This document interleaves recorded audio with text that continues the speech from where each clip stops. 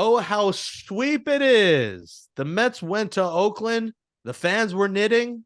The boys were hitting. Oh, I like that. The Mets dominated the A's. That's my rap skills coming out there. The Mets dominated. I mean, the A's were terrible. The Mets dominated. And on top of a sweep and Pete Alonso's home run parade, Brett Baty is here to save the day. It's Brett Baty. And we are excited here in Metsland for the youngster to be on his way, I would say, to Queens, but he will be going to Hollywood. Yeah, the Mets wind up sweeping, but you see a lot of flaws still in this team. We see if the bottom of the lineup can pick up the slack. Baty could be the answer. That and much, much more are coming up on this episode. And one guy they could use in the lineup to play DH is Daniel Murphy. He will play for the Long Island Ducks, and maybe he'll be a New York Met. And you'll hear the interview here first. He'll talk about his time with the Ducks coming up, his new swing, his time with the Mets, his incredible NLCS in 2015, all the memories, all the fun on your favorite Mets podcast. It's Amazing But True from the New York Post with Daniel Murphy, and it's coming up next. Ooh, welcome back to Amazing But True, our New York Mets podcast from the New York Post. Jake Brown here with Nelson Figueroa. Those highlights you heard courtesy of Pix 11. And what a game it was, how sweep it is. The Mets sweep the A's, who might be playing Jimmy John in fourth grade tomorrow with how bad they are. Holy cow, that was a bad baseball team. But you play the teams on the schedule, and you got to beat teams like that in the schedule. And it came down to the wire Sunday to get it done. But a win is a win is a win is a win. And later in the show, we are excited, Figgy, to be joined by Daniel Murphy. Mets a legend in my eyes, arguably outside of David Wright, who is everyone's favorite player. Daniel Murphy was my favorite Met. Saw him in spring training before he had a name on his back and just a number. That doesn't happen. That's like a Yankee thing. But he was an unknown, and then he became the hitter that he was. A great player. He's going to join us for an in-depth interview, so stay tuned for that in a couple of minutes. We were going to throw right to that interview, but so much happened in like a 6-hour span Sunday, Figgy, that we had to hop on here because, one, the Mets sweep. They get it done. Pete Alonso, if you want to, change your avatar to the polar bear. So if you're watching this on the New York Post Sports YouTube page, you can look at Nelson Polar Bear Figueroa, and you could break down Pete Alonso, who is on pace for 81 homers. There's the avatar Bitmoji of Figgy, which looks like a younger version of you. Not the that Mama McGill gets. There he is. Talking about Pete Alonso. The Pete Alonso avatar. Staying with that from now on. I am no longer known as Nelson Figueroa. I would just be Pete Alonso's avatar. Listen, without him, he has more home runs than the rest of the team combined. It's getting serious. It's getting ridiculous already. What? What can you take you serious? It's even like talking on my face. Do I have something on my face? He might hit 70, Polar Bear. He might listen. We give credit a lot to Aaron Judge and what he's doing over on the other side of town. But, man, Pete Alonso is just – if you need a big hit in a big situation, he is stepping up in a major way. I thought this was the one game that got away from them. It was kind of a throwaway game because you already won the series. But, no, Pete wouldn't have any of that. He got a fastball to hit, which is inexplicable to give this guy a fastball as if he can't leave the yard in any ballpark, and just absolutely crushes that ball. He's just everything you hope for. And your power hitter, the middle of your lineup. These Met hitters the top of the lineup had a tremendous series. They were supposed to. They're supposed to beat up on bad pitching. I got to take myself serious. Hold on. They're supposed to beat up on bad pitching. I liked you better as a polar bear. I knew you would. I knew you would. But the problem is, you're looking at the bottom of the lineup, still not doing what they're supposed to be doing. They're, batting a combined right around 200. And you're talking the bottom 4 hitters in the lineup. So once you get past number 5, whoever it is, and you can throw out a multitude of names, they're just not getting the job done. Well, that might change here in about 24 hours, as it hasn't been officially announced yet as we record this. When people hear Monday, we assume Jose Budo. Every time I say his name, I'm like, am I saying it right? Budo.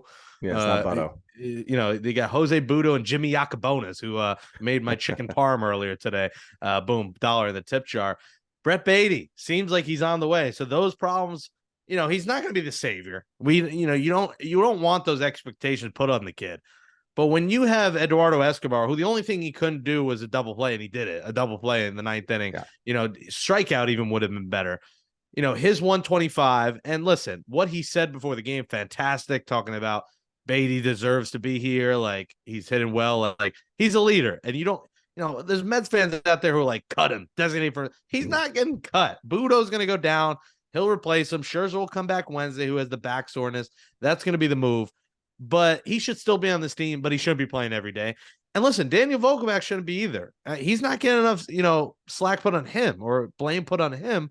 He's in 174, 3 RBIs. Like, he's been terrible, and he's your everyday DH against righties. Like, Tommy Pham's going to start taking away. Pham had the big homer, so he's going to be taking away time from him too. So I don't know, man. Vogelbach, Escobar days could be numbered. Baty days are here. And, if both Escobar and Vogelbach, when they play, still struggle, it's not out of the realm to say Ronnie Mauricio days could be coming at some point this summer as well in Queens. Yeah, right now, if you're moving on to Baty and you're not moving on from Escobar, you're not moving on from Vogelbach as of yet, it's going to be one of those pitchers that goes down. You're looking for a spark. You need a spark in the bottom of that lineup, somebody to do something. And the way that Baty's swinging the bat down in the minor leagues, 5 home runs, driving the ball to all fields. The grand slam that he hit the other day on a fastball hit it out to left field with as much authority as a pull hitting, right-handed hitter. Very impressive. His poise of, he's not sitting there pouting in the minor leagues. He's not sitting there going, look at me, look at all I'm doing, and I'm still not in the big leagues. He kind of gets it. And that's what you hope from these young kids is that, they get what the situation is like. I spoke about this on WFAN last night about how, listen, whenever he comes up, we know he's going to come up. There's a method to the madness. There's no reason to panic right now. You're in April. You've played 2 weeks of baseball, 16 games, and you're sitting here saying, oh, you got to get rid of Escobar. No, you don't want to get rid of Escobar. Escobar struggled last year, but when he caught fire in that second half and had this September to remember, it helped that team get to the playoffs. And it helped that team in a major way. And I think that's something that you don't just throw away. People are crying for him to oh, he's only batting 100. Listen, he's a veteran guy. What is his track record? That he does hit, and he will hit. It will come for him. But it seems every time he comes up, like you said, double play ball. Oh, well, don't want to do that. And he does it. And you feel bad for him. It's frustrating for him. And people like me saying, yeah, he's a nice guy, but like, the saying is nice guys finish last. Nice guys hit 100 like it happens. I'm a nice guy. I would hit under 100 if I were in the big leagues. And I say under 100 like I wouldn't be hitting 0. Like, what am I saying? Like, negative. You might be the first negative hitter. In the 069, of course, in classic Jake form. But like, there's this point where nice guys, got to go to the bench. So like, but he's a clubhouse guy. Like, you played with guys who were great in the clubhouse, might have been a bum on the field, but they were so important in the clubhouse and, the relationship they have with guys. And that's who Escobar is. So this is Baty's time. He's in 400. He's got to be here. Remember Michael Kadire, you could see the writing on the wall that Conforto was going to get the call up, and Conforto was going to bite into his time and eventually take his job. And Kadire knew that. Kadire could see that, and he knew that the kid was deserving. And he talked about Conforto the same way that Escobar was talking about Baty. It's going to be a thing about making sure that kid is prepared. You want to win. You want to help somebody win a championship. You're not trying to just sit back and say, this is all about me. You really want the pressure to be off of you. So if you can play winning baseball, which the Mets are still doing, I think that's the reason, less of a reason to panic and say, oh, just get rid of Escobar. The Mets are still playing winning baseball. They're still winning ball games. It's not the prettiest. It's not the the best we've seen this lineup hit, but that's kind of the good part about it is that that it can get much, much better. So if Baty can be that spark, fantastic. You got him while he's hot right now. So he's coming up to the big leagues, to face the Dodgers here over the next 3 days. I think I'm excited to see him. I'm excited to see him, take advantage of this opportunity. He only had, 11 games last year. And before that, he didn't have many games in AAA last year either. So it'll be good to see him, rise to the challenge. And, if he's that spark, you're going to talk about it for months and months to come. And it'll be on one of those SNY specials, the moment that changed the season. I want to have a little fun here. I just came up with this off the top of my head. I did Ghost Forkball. I want you to turn into your avatar as we do this, and we'll sing this together. Let's put the avatar face. I wish I had I knew how. I mean, I don't think I have the Zoom update capable. Not the polar bear, although the polar bear is funny. Let's get the Bitmoji face. There it is. All right. Okay. We are gonna in the tune of "She's a Lady" by Tom Jones. We're gonna say, I gotta figure out the words if I want "Here's Brett Baty" or "It's Brett Baty" or "He's Brett Baty." Let's do "He's Brett Baty." I You think had all that's day good. to figure out lyrics to this thing. I know I'm gonna come off the top of my head. So in Just give me social the we'll chorus. the song, but for the podcast you're listening, we'll so here's how it's gonna go, Figgy. We're gonna say, he's Brett Baty. Whoa, whoa, whoa, he's Brett Baty. Talking about that Brett Baty.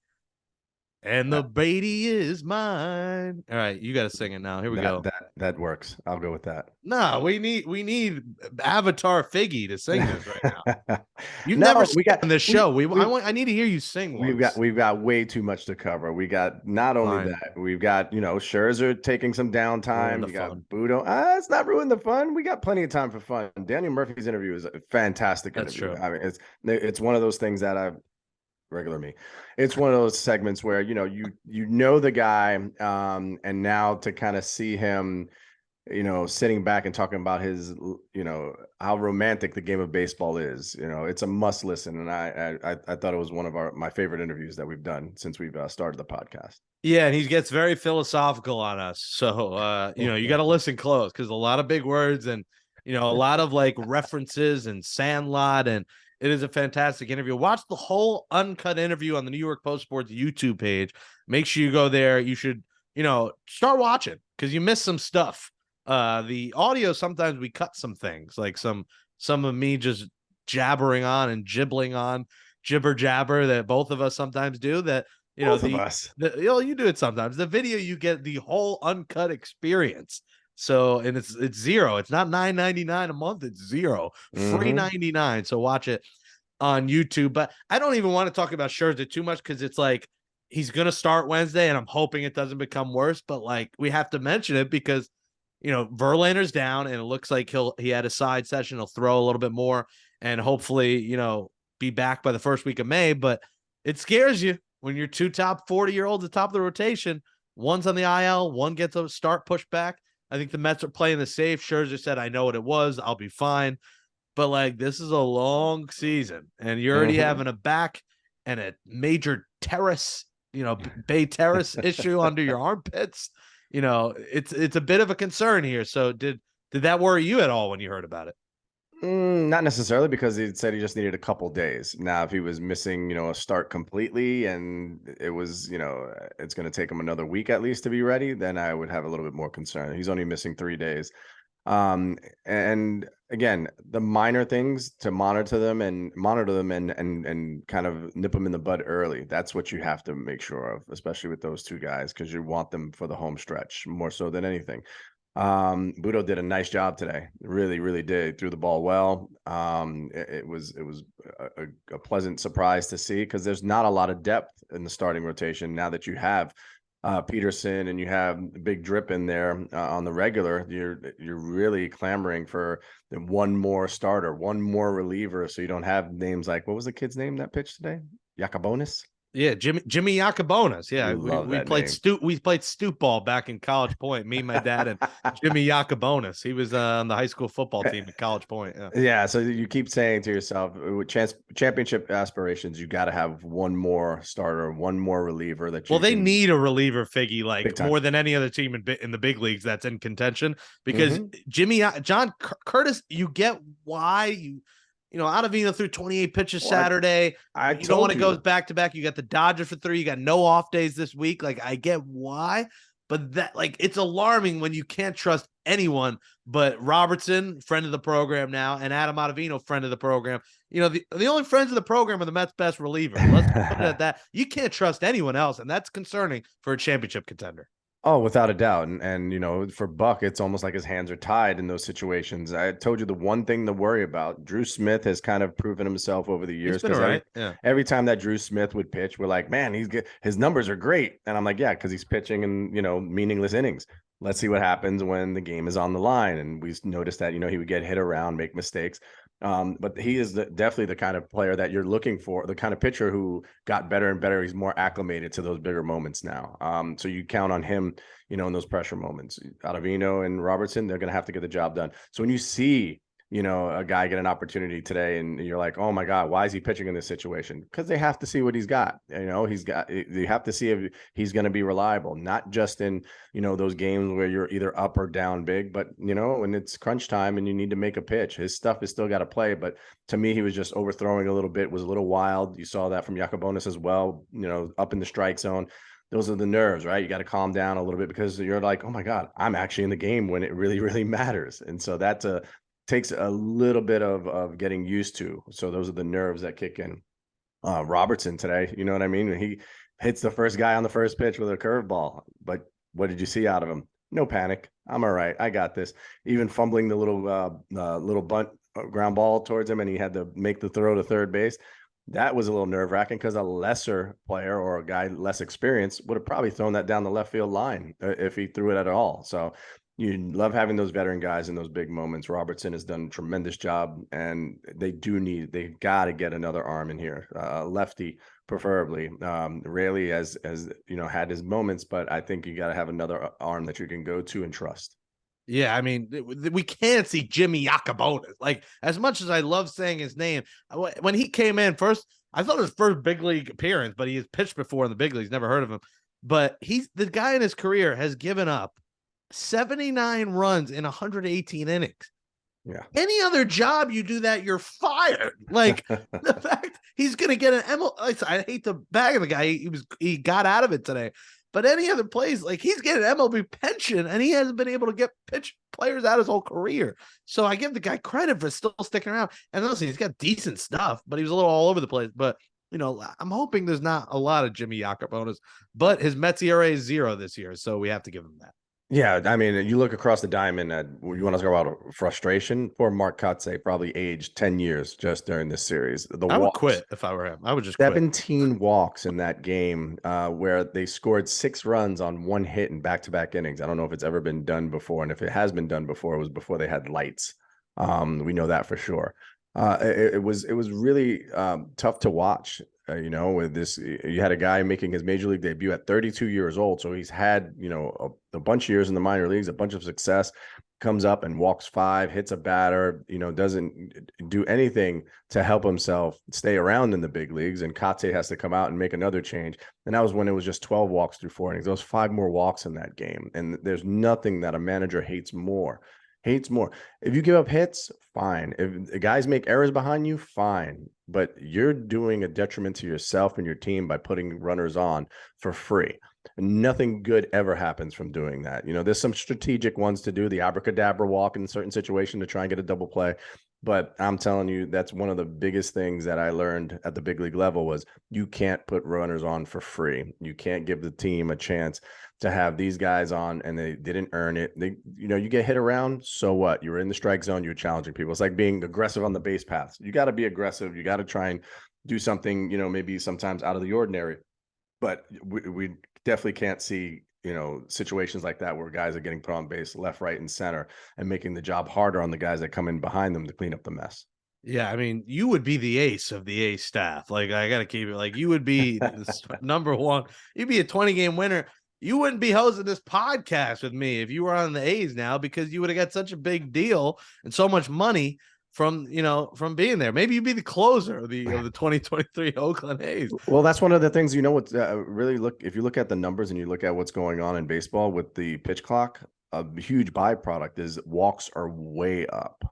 Walks are way up. These games guys are feel rushed. I feel like pitchers are you rushed. can see it. You can, and that's see attributed it, to some of these injuries. I feel like as well. You can see these guys are not comfortable with it because by the time they get set, they just went through. Man, what did I do here? What am I trying to do? That you got the pitch comm working or not working. You got Alvarez is sitting there clicking the button with it on his leg, and you're worried about Alvarez blocking balls in the dirt as well. Can he block it? He's never caught my slider before. Will he block my slider? All those little bit of doubt, and then you have a countdown at the same time, a 5, 4, 3, 2. Wow, I got to make a pitch. It's nerve wracking, and you're seeing it's looking. It's a real bad form of baseball to watch this over and over again. The stolen bases today, like they're just letting guys run because they can't even hold them on anymore without throwing over twice. So I'm not necessarily a huge fan of the kind of baseball that I'm seeing right now. I think there's so much that has happened with the taking away the shift and adding the pitch clock that we're seeing a watered down, a diluted quality of the game rather than being able to say, yeah, it's a lot crisper, it's a lot faster because these guys are, they're experts. They know what they're doing, but not everybody is. I wonder if they just made it 20 seconds for every pitch instead of just runners on, if that would make a difference. Guys feel a little less run. I know it's only an extra 5 seconds, but like we keep talking about, the whole have your eye contact at 8 seconds. We've had that happen every game that happens where he's not making eye contact. And I never know, is it a violation on the hitter or the pitcher? It's so confusing in the moment when it happens. And the poor PA announcer's trying to figure out like what just happened. Can someone get my headset? Yeah, again, they're doing the YMCA. Like it was a tradition in Yankee Stadium as old as time. Well, the Mets do sweep the A's, and as much as we could joke, we love to play the A's, all season.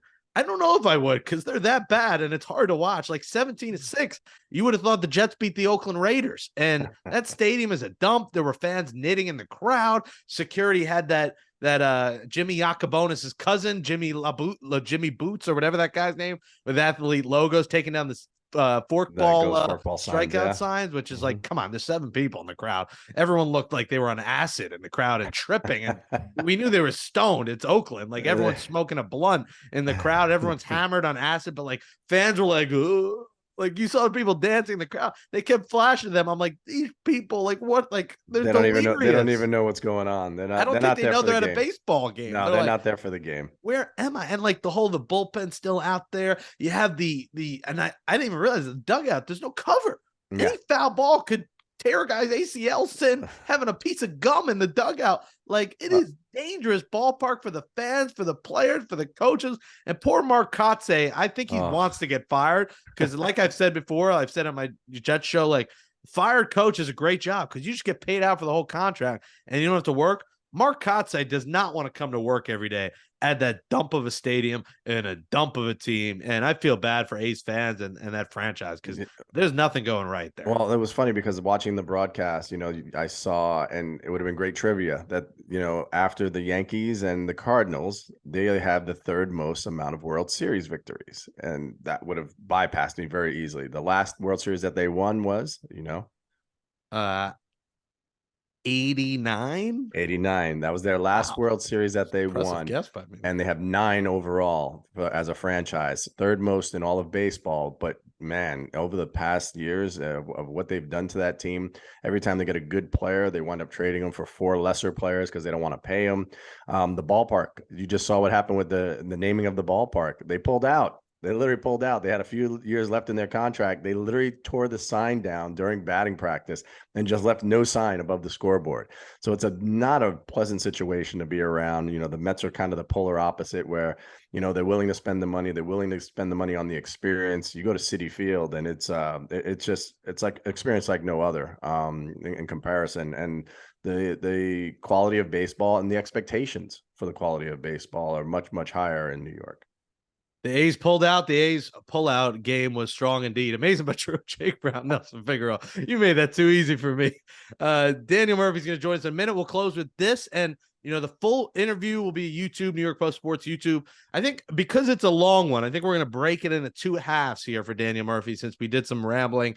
And since I sang some Tom Jones on this episode, we're going to separate the audio into 2 parts. So it'll be today and then Thursday's episode, which will drop in the morning because Wednesday is a 1 p.m. a 4 p.m. afternoon game. It's a 3-game set. And Figgy, this is an early test. You go from the bums of Oakland to a championship caliber team, although it's not like your mom and pop's Dodgers. It's still a good team. 3 p.m. game. These game times have been all over the place. It's throwing me off. You got the 10 o'clock.